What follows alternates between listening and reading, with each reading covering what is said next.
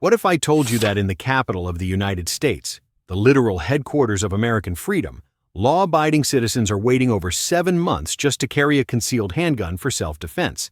Yep, 7 whole months. Meanwhile, criminals aren't waiting for permits. They're out there doing what criminals do, breaking the law. And if you're just trying to protect your family while walking home from work or riding the metro at night, tough luck, champ. Bureaucracy comes first.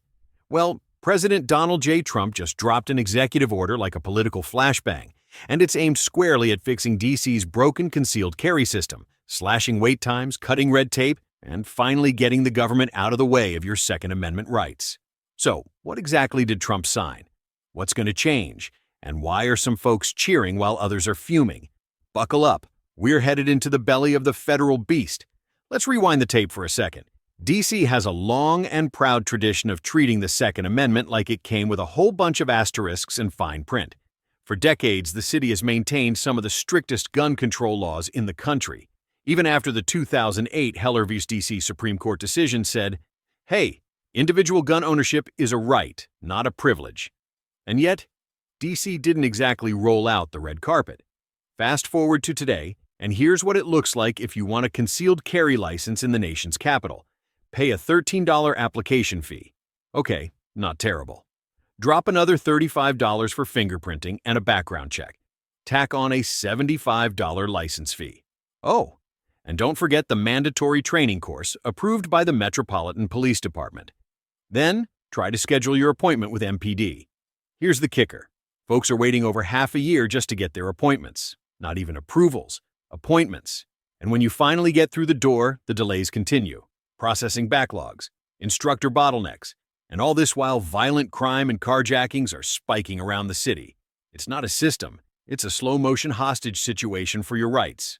Cue the trumpets, or maybe a mag dump of paperwork, because here's where things get spicy. On March 27, 2025, former President Donald Trump signed a sweeping executive order targeting Washington, D.C.'s concealed carry permit process. And let's be real, he didn't hold back. The star of the show? The creation of the D.C. Safe and Beautiful Task Force. Now, that name might sound like it belongs on a city park commission, but don't let it fool you. This task force is loaded with federal muscle, from the Department of Justice to Homeland Security. And their mission includes this very specific gem: collaborate with the government of the District of Columbia to increase the speed and lower the cost of processing concealed carry license requests. Translation: fix the mess, cut the bureaucracy, and get lawful citizens armed faster and cheaper. But that's not all. The executive order is part of a bigger push, a full-on federal crackdown to clean up the Capitol. Other highlights include surging federal law enforcement presence in high crime zones, enforcing quality-of-life laws, think public drinking, drug use, loitering, graffiti, boosting immigration enforcement, especially targeting criminal non-citizens, and a full-blown beautification initiative aimed at scrubbing D.C. of encampments, trash, and public nuisance zones. But the concealed carry reform? That's the one causing the biggest stir, because it puts local gun control policy in the crosshairs of federal power. And trust me, folks on both sides of the aisle have something to say about that. All right, so Trump wants to speed things up and cut costs for concealed carry permits in D.C. Sounds good on paper, but what does it actually mean for the folks walking the sidewalks of Foggy Bottom, Anacostia, or Capitol Hill? Let's break it down. First up, the gun rights crowd is celebrating like it's the 4th of July. Faster approvals mean people can actually exercise their right to self-defense before becoming a crime statistic. Imagine that. Lower fees equals more accessible permits for working-class residents who don't have cash to burn. The move could set a national precedent. If the feds can pressure D.C. into expediting permits, what's stopping similar action in other over-regulated metro areas? And let's be honest, in a city where crime is rising and carjackings are a daily headline, a legally armed citizen might just be the best crime deterrent this side of a K-9 unit. But hold your applause, because here comes the other side. And they are not holding their fire. Critics say this isn't about safety or rights. It's about political theater, and a dangerous one at that. They argue that more guns lead to more problems, especially in a dense, high-security city like D.C. Local officials are concerned this could undermine police oversight and complicate law enforcement operations near sensitive areas like the White House, federal buildings, or embassies. And perhaps the biggest flashpoint? Federal overreach. D.C. may be a federal district, but it's got its own elected government. So having a former president, with no current office, issuing executive orders that affect local law could rattle the constitutional cages.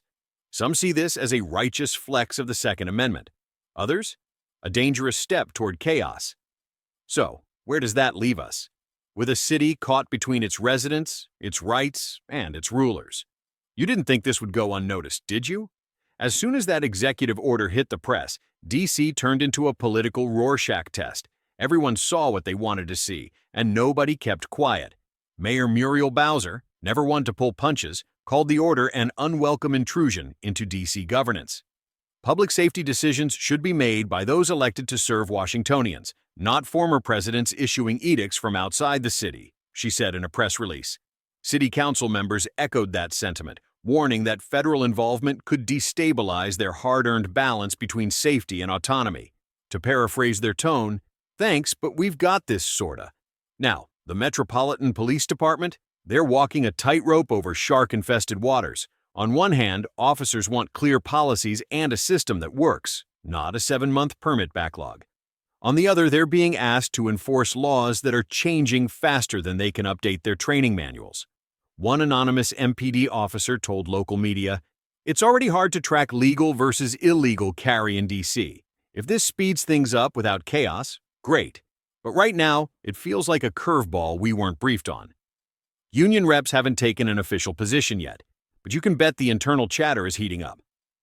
Advocacy groups and citizens, polar opposites. The Second Amendment Foundation called the executive order a long overdue correction to an indefensible delay in due process. Gun rights advocates online, practically throwing digital confetti. Meanwhile, groups like Brady United and Moms Demand Action are sounding alarms, warning this could lead to more guns in places like parks, protests, and even outside schools. One activist warned, "This isn't about freedom, it's about intimidation disguised as liberty." And in the middle of it all, regular D.C. residents, some cautiously optimistic, others flat out confused. Some say they'll apply for permits the moment the backlog clears. Others worry that this move will turn the capital into the Wild West, just with better Wi-Fi. So, is this just a local D.C. drama? Not even close. This executive order lands in the middle of a national gun rights tug-of-war, and the ripple effect could go way beyond the Beltway. A tale of two cities and 48 others. Let's compare. In Texas, you can carry without a permit. In New York City, it's like applying for a top-secret clearance. And then there's D.C., stuck in bureaucratic purgatory. Trump's move is throwing a spotlight on these inconsistencies and raising a major question. Should your Second Amendment rights depend on your zip code? Gun rights advocates say no. They argue the right to bear arms shouldn't come with a stack of paperwork, 3 fees, and a waiting list longer than a Taylor Swift ticket drop. Critics argue that states and cities should retain control to set local standards, especially when dealing with densely populated areas and high-risk environments like embassies, protests, and federal buildings. So yeah, we're not just debating permits. We're debating the balance of power between federal authority, local governance, and individual rights.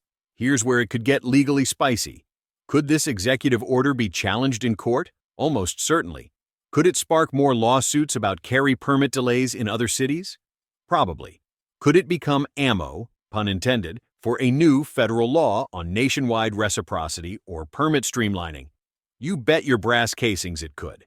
And while Trump isn't president right now, don't underestimate the political pressure this creates, especially with 2026 midterms creeping over the horizon and the Supreme Court still warm from the Bruin ruling of 2022, which affirmed that gun rights don't stop at city limits.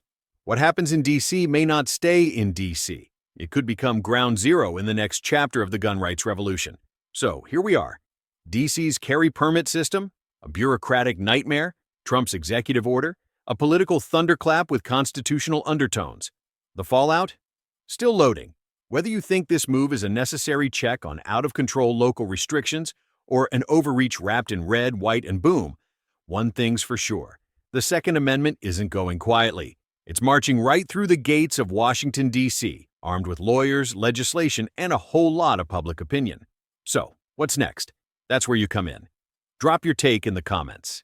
Is this executive order long overdue, or is it stepping on D.C.'s autonomy?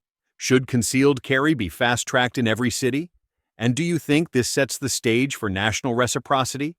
If you believe in protecting your rights faster than a DC permit office can return a phone call, hit that like button. Subscribe for more hard-hitting, freedom-loving breakdowns, and share this video with someone who still thinks the Second Amendment comes with an expiration date.